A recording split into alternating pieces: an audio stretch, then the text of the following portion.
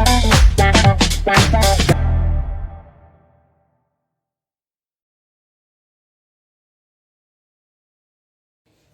students, Polynomial Chapter 2, 10th class. So fourth part में हम पढ़ेंगे. पिछले लेक्चर में हमने जीरोज ऑफ द पॉलिनोमियल्स पढ़े थे. तो उसमें हमने क्या पढ़ा था? अगर लीनियर पॉलिनोमियल होता है, मतलब जिसकी डिग्री क्या होती है? 1 होती है जिस पॉलिनोमियल की, तो उसका क्या होता है? 1 0 होता है. केवल एक ही जीरो निकलता है, एक्स की एक ही वैल्यू निकलती है. दूसरा हमने पढ़ा था क्वाड्रेटिक पॉलिनोमियल, जिसमें डिग्री 2 होती है, तो उसके जीरोज भी क्या होता है? 2 होता है. और थर्ड टाइप का पॉलिनोमियल होता है क्यूबिक पॉलिनोमियल, जिसके की जीरोज 3 होते हैं. तो यहाँ पर को हम इसका ग्राफिकल रिप्रेजेंटेशन समझने की कोशिश करेंगे. तो आपको पता है कि ग्राफ का फॉर्मेशन कैसे होता है, आप बचपन से पढ़ते आए हो कि ग्राफ किससे बनता है? एक वर्टिकल एंड एक हॉरिजॉन्टल लाइन से. तो जो हॉरिजॉन्टल लाइन होती है वो एक्स एक्सिस को रिप्रेजेंट करती है और वर्टिकल लाइन वाई एक्सिस को रिप्रेजेंट करती है, और ये सेंटर पॉइंट 0 होता है. Is this clear to you? तो क्या होता है, जो अपवर्ड डायरेक्शन होती है वो पॉजिटिव फिगर को शो करती है और डाउनवर्ड डायरेक्शन नेगेटिव फिगर को. इधर क्या होता है? राइट हैंड साइड में क्या होगा? Positive, and left hand side में नेगेटिव नंबर्स को, एक्स वाई एक्सिस और एक्स एक्सिस में. अब हम यहाँ पर को पॉलिनोमियल्स के रिगार्डिंग इसको कैसे समझेंगे? तो लीनियर पॉलिनोमियल का मतलब होता है जिसकी डिग्री 1 होती है. तो उसका स्टैंडर्ड फॉर्म क्या होता है? A x plus b is equal to Y.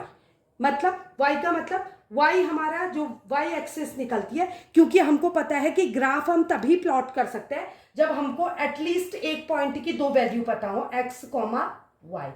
पहले हम x को रिप्रेजेंट करते हैं, फिर y एक्सिस को, तभी हम किसी भी कार्टेशियन प्लेन में ग्राफ को प्लॉट कर सकते हैं. तो x तो हमको पता है कैसे फाइंड आउट करना है. जैसे लीनियर पॉलिनोमियल है तो उसका स्टैंडर्ड फॉर्म होता है ए एक्स प्लस बी, जहां ए कांट बी 0. क्यों? अगर a की वैल्यू 0 हो गई तो 0 से x मल्टीप्लाई होके 0 ही हो जाएगा, तो हमारे पास बचेगा क्या? सिर्फ b. तो ये लीनियर पॉलिनोमियल नहीं कहलाएगा, इसलिए a कभी भी 0 नहीं हो सकता है. तो x की वैल्यू तो हम इससे फाइंड आउट कर लेते हैं. तो y भी हमको चाहिए क्योंकि हमको ग्राफ प्लॉट करना है. तो जब हमें x की वैल्यू निकल जाएगी, सपोज मेरे को x 0 मिल गया, तो a into x 0 plus b, तो इससे मैं क्या निकाल लूंगी? y. तो ये क्या हो जाएगा? 0 हो जाएगा. 0 प्लस, अगर इक्वेशन में ये 2 है, 0 प्लस 2 तो 2 हो गया, तो y की वैल्यू 2 आ गई. तो इससे क्या समझ आया हमको कि केवल x की वैल्यू से हम ग्राफ प्लॉट नहीं कर सकते, इसलिए हम हमेशा अपनी इक्वेशन को y के इक्वेट कर देते हैं, जिससे कि y की वैल्यू भी निकल जाए.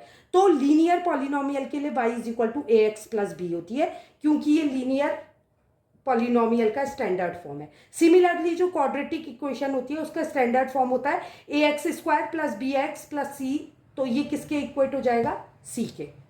और क्यूब वाला किसके इक्वेट हो जाएगा? ये भी y के इक्वेट हो जाएगा, जिससे हम y एक्सिस निकाल लेंगे. अब इससे ज़्यादा डीप तो पढ़ने की अभी आपको ज़रूरत नहीं है. 11th क्लास में आपका मैथमेटिक्स में पूरा ग्राफिकल रिप्रेजेंटेशन आता है. बट यहाँ पर को आपको क्या जानना जरूरी है कि जो लीनियर पॉलिनोमियल होता है उसमें अगर आप ग्राफ प्लॉट कर लो, आप कितनी भी वैल्यू निकाल लो x और y की, आपका ग्राफ एक स्ट्रेट लाइन ग्राफ आता है. तो स्ट्रेट लाइन x एक्सिस से एक ही बार होकर गुजरती है. तो इसलिए इसमें क्या होता है, जो लीनियर पॉलिनोमियल का ग्राफ होता है वो स्ट्रेट लाइन होता है, वो x एक्सिस को एक जगह पे काटता है. तो इसको देख के हम बता सकते हैं कि ये क्या है? लीनियर पॉलिनोमियल का ग्राफ है. और x की कितनी वैल्यू है? 1. यहाँ x की आपको 2 वैल्यूज दिख रही हैं. तो ये कैसा पॉलिनोमियल है? क्वाड्रेटिक पॉलिनोमियल है. तो क्वाड्रेटिक, जैसे लीनियर पॉलिनोमियल एक स्ट्रेट ग्राफ बनाता है, तो वैसे ही जो क्वाड्रेटिक पॉलिनोमियल होता है वो पैराबोला बनाता है. तो पैराबोलास क्या होते हैं? पैराबोला मतलब एक टर्न वाला फिगर. देखिए एक्स एक्सिस को एक बार काट रहा है, अगर दोबारा काटता तो उसको वापस आना पड़ता, तो ये वापस नहीं आता, इसका मतलब स्ट्रेट है. क्योंकि इसमें x की 2 वैल्यू है क्वाड्रेटिक इक्वेशन में, तो ये एक बार काट के मूव करता है. इसलिए इसका ग्राफ हमेशा या तो क्या होता है, अपवर्ड में पैराबोला होता है या डाउनवर्ड पैराबोला होता है. कभी x एक्सिस पे बनता है, कभी ये ऊपर ऐसे भी बनता है और नीचे भी बनता है. तो इसका मतलब ये x एक्सिस को कितने बार काट रहा है? 2 टाइम्स हैंस इसके कितने जीरोज है? 2 जीरो। अगर कोई ग्राफ 2 बार किसी एक्स एक्सेस को काटता है तो इसका मतलब वो क्वाड्रेटिक इक्वेशन का ग्राफ है। अगर एक बार काटता है तो लीनियर इक्वेशन का, और 3 बार काटता है तो क्यूबिक इक्वेशन का, क्योंकि क्यूबिक पॉलिनोमियल के क्या होता है? 3 वैल्यू होती है, 3 एक्स होती है, एक्स की 3 वैल्यू होती है। आई होप यहाँ तक आपको कॉन्सेप्ट क्लियर आया होगा समझ।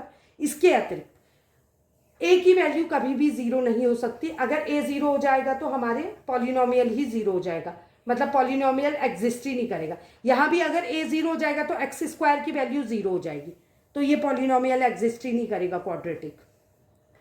और दूसरी चीज समझने वाली इसमें यह है कि जब ग्राफ पैराबोला जो होता है अपवर्ड डायरेक्शन में होता है तो ये पॉजिटिव फिगर को रिप्रेजेंट करता है ऊपर की डायरेक्शन में, और नीचे की डायरेक्शन में नेगेटिव फिगर को।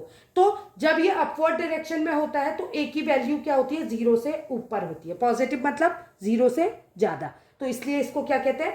अपर डायरेक्शन में जब पैराबोला होता है तो ए इज ऑलवेज ग्रेटर देन 0। और जब क्या बनता है? डाउनवर्ड डायरेक्शन में बनता है तो ये नेगेटिव डायरेक्शन शो करता है, नेगेटिव फिगर को शो करता है। हेंस ए की वैल्यू क्या होती है? इज लेस देन 0, 0 से कम होते हैं, क्योंकि माइनस वैल्यू क्या होती है? 0 से लेस होती है। आई होप आपको ज्योमेट्रिकल रिप्रेजेंटेशन या ग्राफिकल रिप्रेजेंटेशन समझ आया होगा। वीडियो पसंद आया तो लाइक, सब्सक्राइब और शेयर करें। Thank you.